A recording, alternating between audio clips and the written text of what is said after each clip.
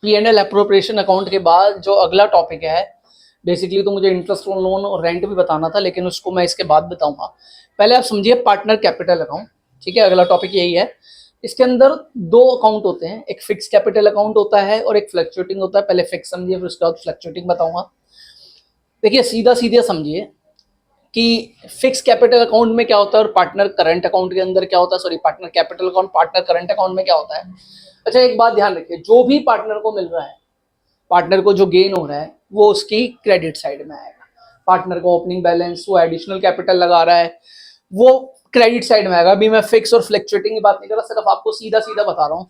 जो भी पार्टनर को गेन होगा वो उसकी क्रेडिट साइड में आएगा, चाहे उसे आईओसी मिल रहा है, कमीशन मिल रहा है, प्रॉफिट मिल रहा है, सैलरी मिल रही है, कुछ भी मिल रहा है। और जो पार्टनर का एक तरीके से लॉस है, या उसे ड्राइंग देनी पड़ रही है या इंटरेस्ट ऑन ड्राइंग देगा, तो कौन सी साइड में आएगा, डेबिट साइड में आएगा। मतलब एक तरीके से ये एक तरीके से लॉस होता है, जितने भी लॉस होते हैं वो डेबिट साइड में आएंगे। तो देखते हैं फिक्स कैपिटल अकाउंट, इसमें दो अकाउंट बनते हैं, partner capital account, partner current account, ठीक है। तो इसमें सबसे पहले क्या लिखेंगे, बाई बैलेंस बीडी। क्या, बाई बैलेंस बीडी, मतलब ये पार्टनर का ओपनिंग बैलेंस है। एक तरीके क्या है, पार्टनर का ओपनिंग बैलेंस है। बाई कैश बैंक, ये क्या है बेसिकली, ये एडिशनल कैपिटल है। क्या है, एडिशनल कैपिटल। पार्टनर जो एडिशनल कैपिटल लगाई है ये वो है, ए और बी ने जितनी भी लगाई है। इस तरफ आती है टू कैश बैंक ड्राइंग। जो ड्राइंग निकाली है पार्टनर से, किसमें से, कैपिटल अकाउंट में से, वो इधर आएगी। उसके बाद बाई बैलेंस सीडी आएगा। सीडी बीडी निकालना आता है होगा। बेसिकली इसमें क्या हो रहा है कि ओपनिंग बैलेंस जो आपने एडिशनल कैपिटल लगाई है वो, और जो ड्राइंग निकाली आपने कैपिटल में से, सिर्फ वही दिखाई जाएगी, उसके अलावा कुछ भी नहीं दिखाना है इसका। बिल्कुल तीन चार आइटम है, बिल्कुल याद रख लोगे, उसमें कोई बात ही नहीं। फिर उसके बाद बनता है पार्टनर करंट अकाउंट। अगर पार्टनर का करंट अकाउंट का कोई ओपनिंग बैलेंस है तो आप इधर लिखोगे बाई बैलेंस बीडी। फिर पार्टनर को, जैसे मैंने बताया था, जो जो पार्टनर को गेन हो रहा है, जो पार्टनर का प्रॉफिट है, इंटरेस्ट ऑन कैपिटल मिलेगा पार्टनर को, फर्म देगी क्रेडिट साइड में, commission, salary, profit and loss appropriation से जो प्रॉफिट आएगा वो क्रेडिट साइड में। ऐसे ही टू बैलेंस बीडी लिखा है, अगर लॉस की कंडीशन है तो डेबिट साइड में आएगा।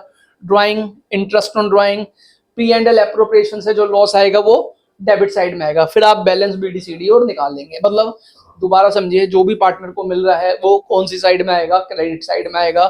जो भी पार्टनर का लॉस है, या वो ड्राइंग निकाल रहा है, वो जो इंटरेस्ट ऑन ड्राइंग निकाल रहा है, या उसको किसी भी तरीके का लॉस हो रहा है, वो कौन सी साइड में आएगा, डेबिट साइड में। कौन है, क्या लिखा हुआ, हमने पढ़ा फिक्स कैपिटल अकाउंट, अब हम पढ़ेंगे फ्लक्चुएटिंग कैपिटल अकाउंट। देखिए, जो फिक्स कैपिटल में दो बनाए थे आपने अकाउंट, कौन कौन से, कैपिटल और करंट अकाउंट, उन दोनों का समेशन इसमें होता है। मतलब वो दोनों जो फिक्स में आते हैं और फ्लक्चुएटिंग आते हैं वो एक ही अकाउंट में आ जाते हैं।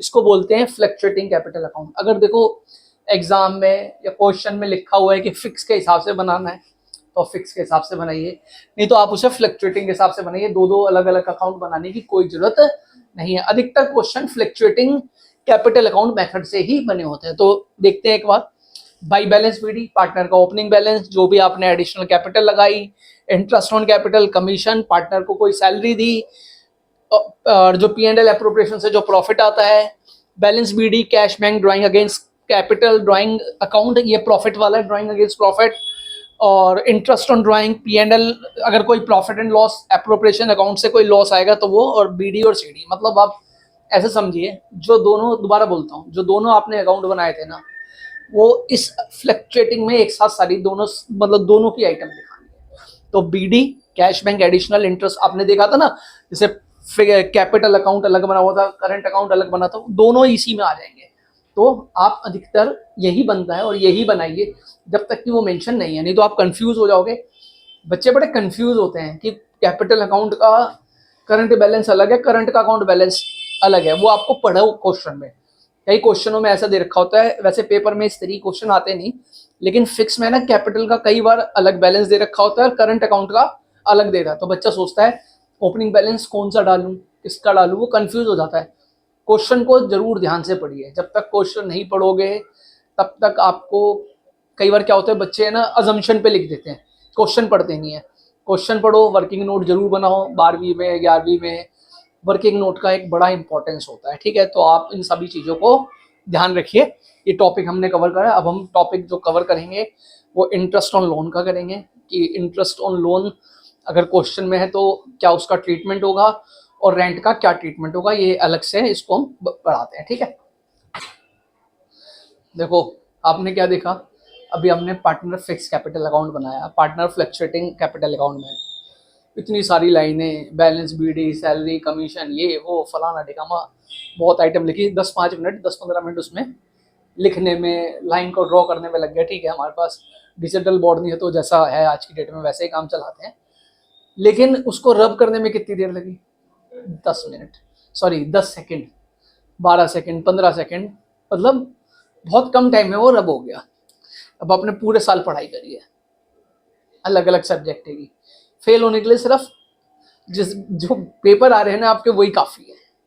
तो रामायण में कहावत है, रामलीला में हम काम करते हैं तो उसमें कहावत है, जो बने इमारत वर्षों में पल भर में वो गिर जाती है। जो बने इमारत वर्षों में पल भर में वो गिर जाती है, मंडन में उम्र गुजरती है, खंडन में देर ना लगती है।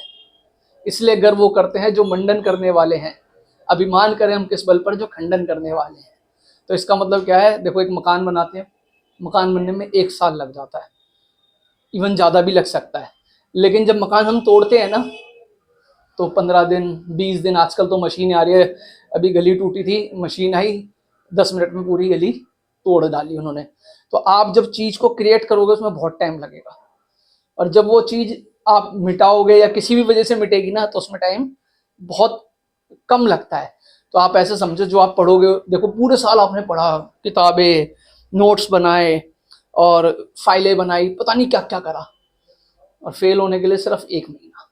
तो मैं हमेशा ये बात बोलता हूँ कि आप 1 महीने, जितना भी टाइम है वैसे तो मन लगा के पढ़ो, लेकिन आप 1 महीना ये जो पेपर से पहले अगर मन लगा के पढ़ोगे तो आपके अच्छे मार्क्स आएंगे, जो बच्चे फेल हो रहे होंगे वो पास हो जाएंगे। 1 महीने के चक्कर में 1 साल का नुकसान मत करो। तो समझ में आई आपको बात, कि देखो पढ़ने में और सभी चीज़ों में कितनी देर लगती है, लेकिन खराब होने में 1 मिनट भी नहीं लगता। ठीक है, चलो अब हम इंटरेस्ट ऑन लोन की,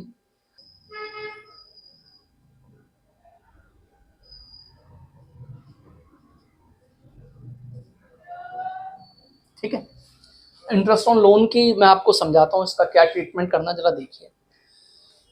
पार्टनर ए और बी 2 पार्टनर थे, ठीक है। अब क्या हुआ, फर्म को है ना, अब हमने ये तो समझा ही था कि फर्म की एंटिटी पार्टनर से क्या होती है, अलग होती है। फर्म को अपना बिजनेस एक्सपेंड करना था, और फर्म को ऐसा लगा कि मुझे है ना 5 लाख या 10 लाख रुपए, जितने भी फर्म को जरूरत थी, मुझे 10 लाख रुपए चाहिए, मुझे 10 लाख रुपए चाहिए। तो उन्होंने, दोनों पार्टनर ने डिसाइड करा है, पार्टनर की जगह फर्म बोलूं, कि भाई इसको मार्केट से क्या ले लेते हैं, लोन पे ले लेते हैं। अब 10 लाख रुपए का जो इंटरेस्ट है पूरे साल का, पर ईयर, पर एनम, वो था, सपोज करो 10% ही लगा लो, तो कितना हो गया, 1 लाख रुपए हो गया। कितना हो गया, 1 लाख रुपए हो गया। अब क्या हुआ, पार्टनर ए ने बोला कि देखो आप इसे मार्केट से लोगे ना तो 10% पर एनम देना पड़ेगा, इंटरेस्ट रेट भी ज्यादा होगा। ये 10 लाख रुपए ना फर्म को, आप समझो, एक बोल रहा है, फर्म को बोल रहा है कि ये 10 लाख रुपए है ना, मैं दे देता हूं फर्म को, लेकिन एक बात ध्यान रखना, क्या, कि मेरे को है ना सेपरेट मानना, मतलब एज ए, मतलब उसमें एडजस्ट मत कर दो ना मेरे सारे प्रॉफिट लॉस में। जैसे आप मानना कि आपने किसी बाहर वाले से लोन लिया है, आपको उसको इंटरेस्ट देना पड़ेगा मंथली, ईयरली, या अगर आप फर्म को डिसॉल्व करते हो तो सबसे पहले आप आउटसाइडर की लाइबिलिटी को फुलफिल करोगे, ऐसे मुझे आउटसाइडर मानना, ठीक है। तो अब देखो इंटरेस्ट ऑन लोन पे क्या होता है, जितना लोन, इंटरेस्ट ऑन लोन पे रेट प्रिस्क्राइब्ड है उतना आपको इंटरेस्ट देना पड़ेगा। जैसे 10% होगा तो 10%, 11% है तो 11%, 12% है तो, अगर कुछ मेंशन नहीं है तो कितना, सेक्शन 1932 पार्टनरशिप टैक्स, सॉरी, ये बताता है कि अगर इंटरेस्ट ऑन लोन का जो रेट है वो प्रिस्क्राइब नहीं है तो उस पर कितना इंटरेस्ट देना पड़ेगा, 6% पर एनम, ये फिक्स है, ये पार्टनरशिप एक्ट 1932 बताता है। अब एक और चीज समझो, देखो 1 लाख रुपए सपोज करो, मान के चलो हमें 1 लाख रुपए देना था, अब ये आएगा कहाँ पे, अगर आपको क्वेश्चन में लिखा हुआ है तो आप क्या करोगे इसको, ये 1 लाख रुपए ना प्रॉफिट एंड लॉस अकाउंट में आएगा, क्योंकि पी एंड एल एप्रोप्रिएशन का जो फॉर्मेट था वो देखा, उसमें इंटरेस्ट ऑन लोन तो था नहीं, तो एक तरीके से कहां पे आएगा, पी एंड एल अकाउंट में आएगा।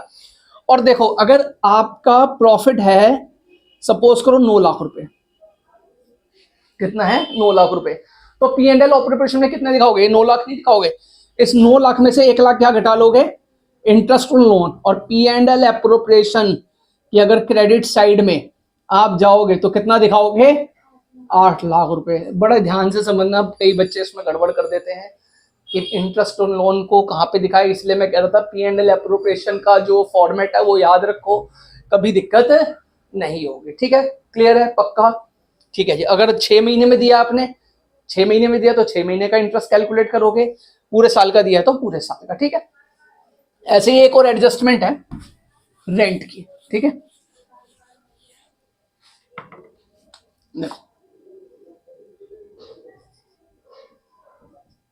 ठीक है, चलो, पार्टनर्स ए है और पार्टनर बी है। ठीक है, ये हो गई हमारी फर्म। ठीक है, वही वैसे ही बात करते हैं। अब फर्म कहती है मेरे को अपना बिजनेस को जब मैंने एक्सपेंड करा तो मुझे है ना जगह और ज्यादा चाहिए, स्पेस और ज्यादा चाहिए। पहले सपोज करो उनके पास 100 गज की जगह थी, और वो कह रहे हैं कि मेरे को है ना 200 गज जगह चाहिए। कितनी चाहिए, अब क्या है, इसका किराया 10,000 रुपये था, इसका किराया कितना था, 10,000 रुपये था, 200 गज का लेंगे तो सपोज करो 20,000 रुपये किराया। ठीक है, अब क्या हुआ कि इनको बड़ी स्पेस की जरूरत थी, तो पार्टनर बी ने बोला फर्म को, है तो पार्टनर लेकिन वो बोल रहा है कि इसको एक तरीके से फर्म को, जिसमें पार्टनर ए और बी दोनों ही है लेकिन सेपरेट एंटिटी कॉन्सेप्ट, तो पार्टनर अलग और फर्म अलग। बी ने बोला आप इसे कहीं बाहर से मत लो, मेरे पास एक 200 गज का प्लॉट है नरेला में, हम वहां पे फर्म को, इस काम को वहां पे खोल लेते हैं, और जो आप मेरे को किराया दोगे ना, चलो 20,000 है मार्केट, आप 20,000 कह रहे हो, मुझे इसकी जगह 15,000 ही दे दो। ठीक है ना, कितने दे दो ना, 15,000। फर्म को प्रॉफिट हो रहा है, पार्टनर को भी हिस्सा मिल रहा है।